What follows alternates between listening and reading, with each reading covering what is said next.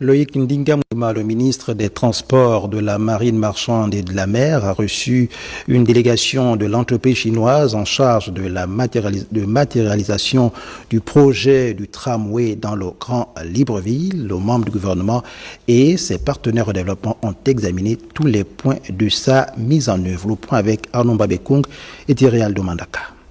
Le projet tramway Libreville est en phase d'accélération. L'entreprise chinoise en charge de matérialiser ce projet d'envergure a été reçue par le ministre des Transports, de la Marine marchande et de la mer, le capitaine de vaisseau Loïc Ndingamouima. Les parties ont examiné tous les points qui concourent à sa mise en œuvre, aussi bien sur le plan juridique que technique. L'État a besoin de business, d'infrastructures et pour le développement des Gabonais, bien sûr pour les Gabonais.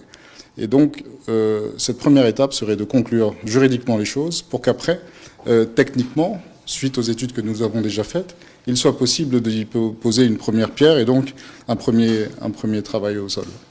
L'infrastructure qui devrait voir le jour dans les temps à venir va faciliter la mobilité urbaine dans le Grand Libreville. Le ministre du Pétrole, Marcel Abeki, a ouvert une série de rencontres avec les opérateurs dans le cadre de la commission paritaire de gestion. Total Gabon et Perenco ont tour à tour présenté des projets à mettre en œuvre avec les fonds PID-PIH. Laris Kalor Mamengi, Berton Saga. En première heure, c'est Total Gabon qui a rencontré le ministre du Pétrole pour tabler ensemble sur les projets à réaliser avec les fonds PID-PIH. Alors aujourd'hui, nous avons parlé de projets d'infrastructure. Je vous évoquais des portions routières qui vont être réalisées à Port-Gentil, un projet de renforcement du trait de côte aussi sur Port-Gentil, ainsi qu'une passerelle en face d'un lycée sur un axe passant. Nous avons aussi évoqué la construction d'un pavillon d'imagerie médicale dans le centre hospitalier régional de Port-Gentil. Et sur la partie éducative, la rénovation de plusieurs laboratoires au sein d'établissements scolaires du Gabon. Avec Perenco, même ambiance pour des objectifs dans des secteurs ciblés. Pour l'année 2024, nous avions un budget de 2 millions de dollars sur cette année-là. Une part a été dépensée sur des actions qui ont été menées sur la ville de Port-Gentil, mais d'autres actions aussi ont été menées sur d'autres parties du territoire. L'éducation aussi, au travers de dotations à l'université Omar Bongo par exemple. Il y a aussi d'autres dotations qui vont arriver sur la fin de l'année. Ces consultations se déroulent dans le cadre de la commission paritaire de gestion dans laquelle les entreprises pétrolières sont appelées à financer des projets sociaux qui intègrent la construction des infrastructures, l'éducation, la santé, le sport, la jeunesse, autant d'actions à mener au bénéfice des populations financées par les fonds PID-PIH. La société Morel et Prom Gabon a lancé les travaux de construction de 50 villas au quartier Nzelabola dans le 2e arrondissement de la commune de Lambaréné, un projet qui rentre dans le cadre de la responsabilité sociétale des entreprises. Doris Klouzoukoulou, Rodolphe Élevé.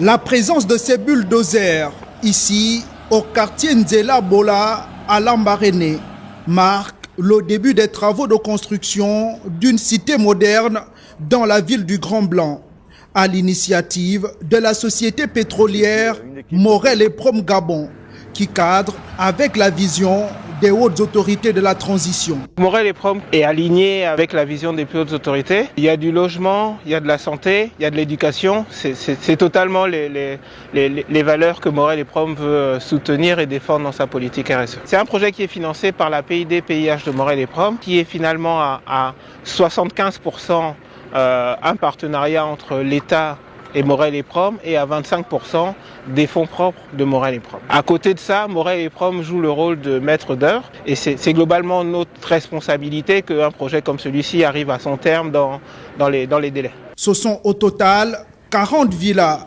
10 duplex, une école, un dispensaire, un économa et un plateau sportif qui seront bâtis sur ce site.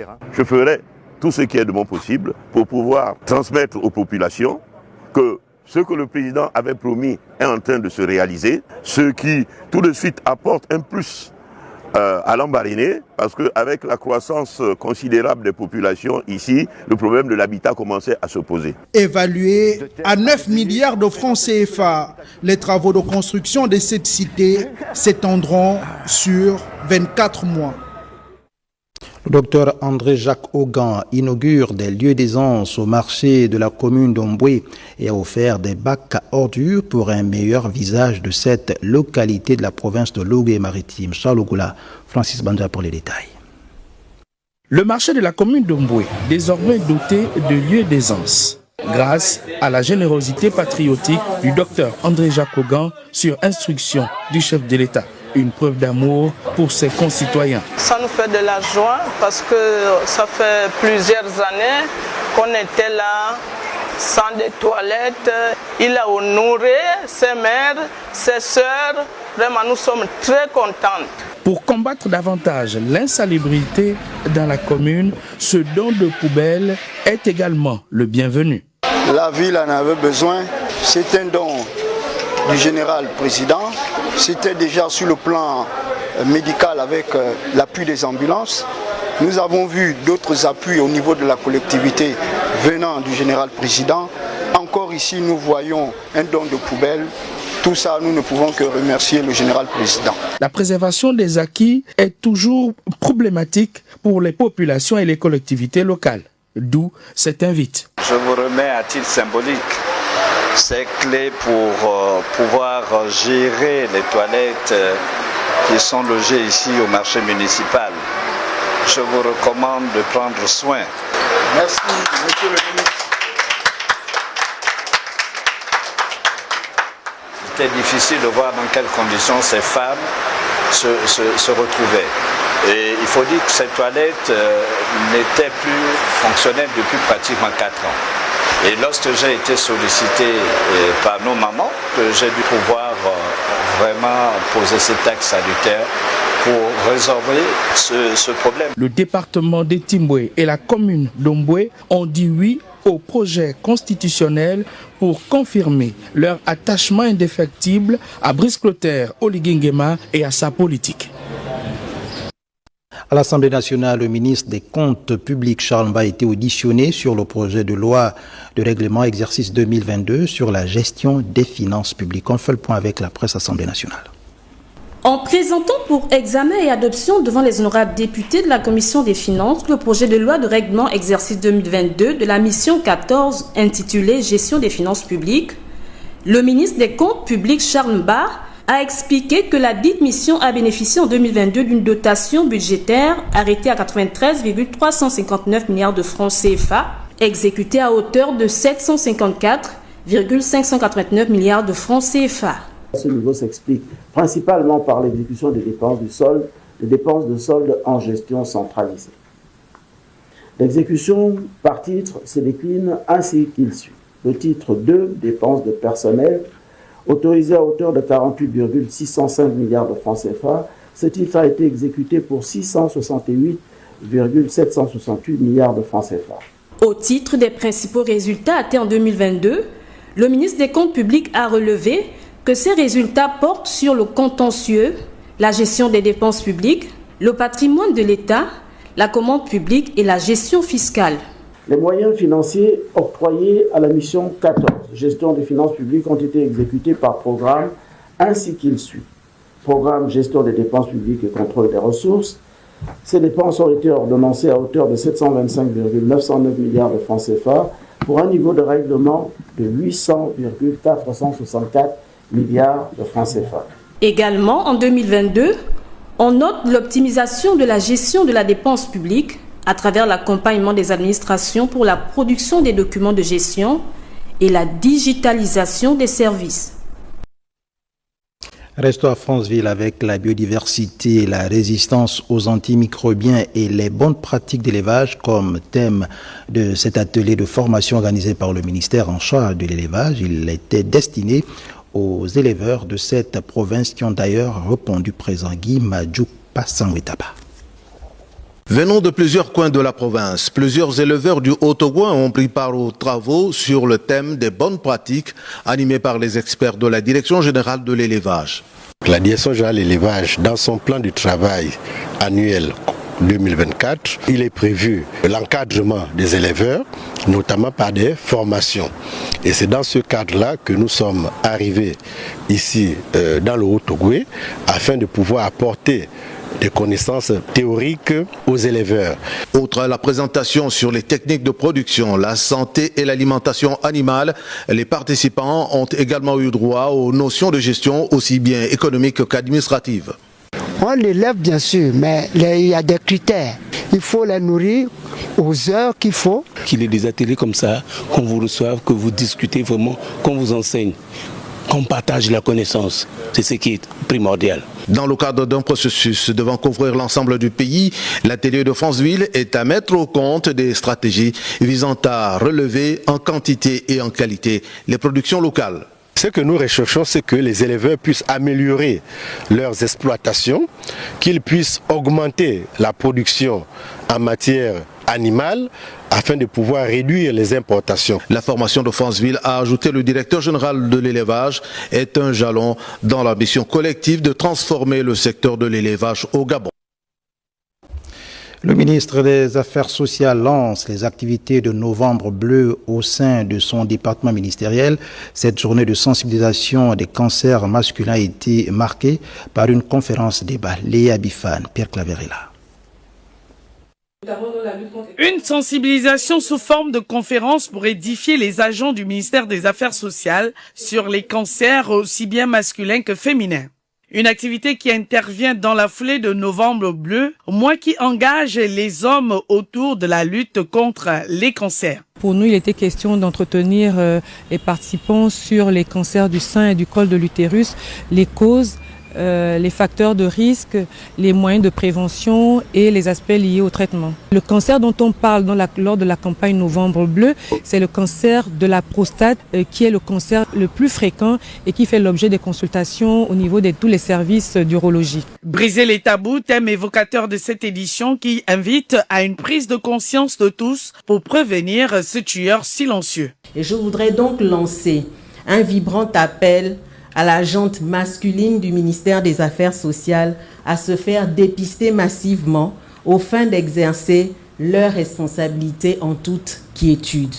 Le même appel s'adresse une fois de plus aux femmes, même en ce qui concerne les hommes, parce que vous êtes des relais auprès de vos époux.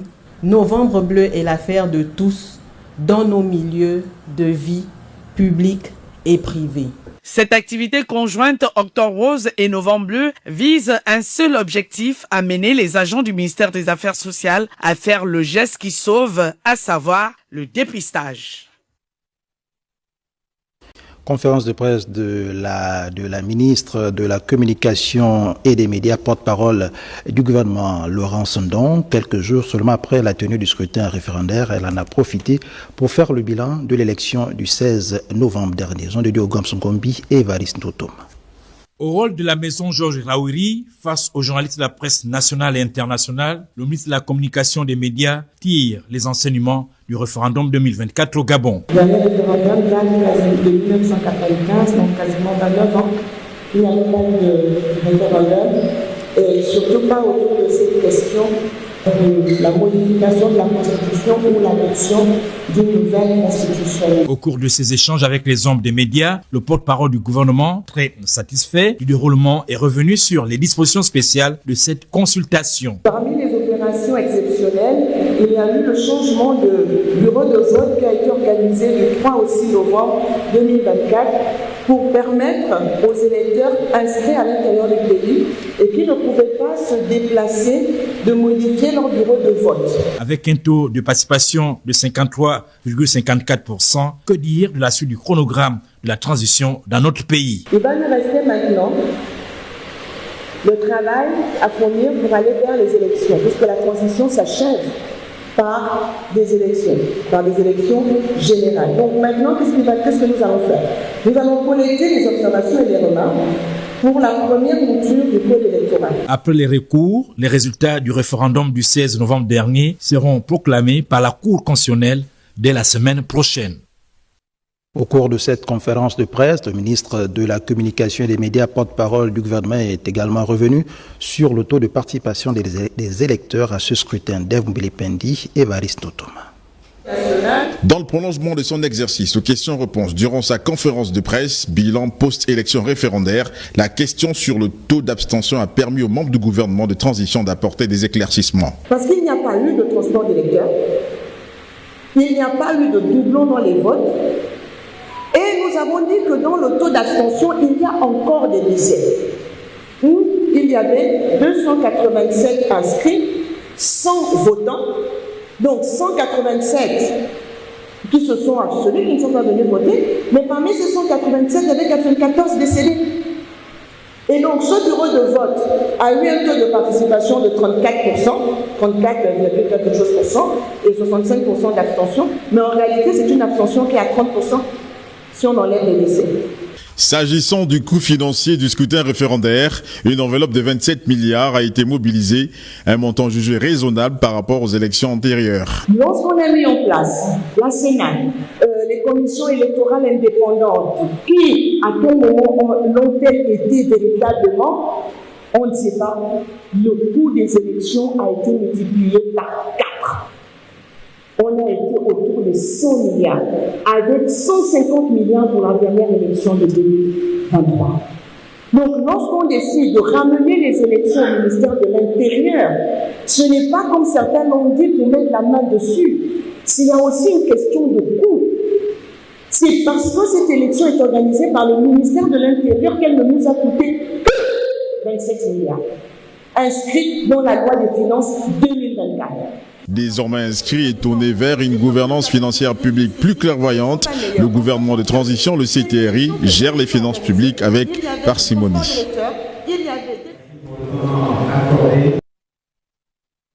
L'intégralité de la conférence de presse du ministre de la Communication et des Médias, porte-parole du gouvernement, dans nos programmes.